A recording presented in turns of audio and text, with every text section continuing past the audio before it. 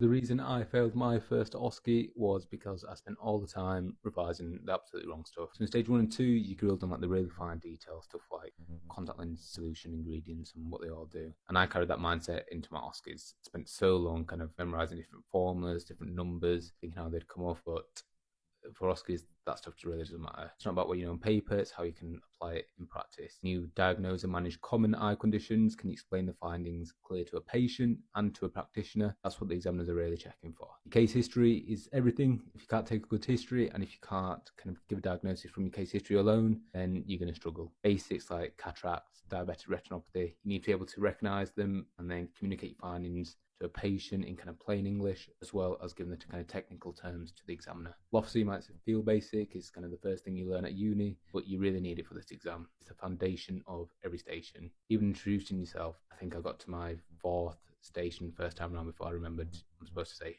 who I am. So yeah, making sure you introduce yourself, say who you are and what you're doing at every step of the station. Practical skills like fixation, disparity, erect, stuff like that, yeah, you do need to know them, and that's just a case of practicing. And if you do it enough, it'll become automatic. But your communication skills and your kind of management plan, if that's weak, if you don't know what you're doing, you've got no chance. You really should know your referrals kind of inside out. Go by the kind of college website. So if you're practicing and your kind of local guidelines are slightly different, just go off what the college says for your OSCEs.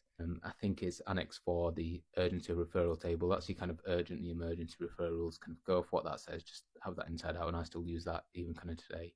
So yeah, know your stuff. Still know your things like your BVD calculations, your kind of lens material, lens type, that kind of fine detail. But you've got to do your OSCEs. You should know that. You have that knowledge already.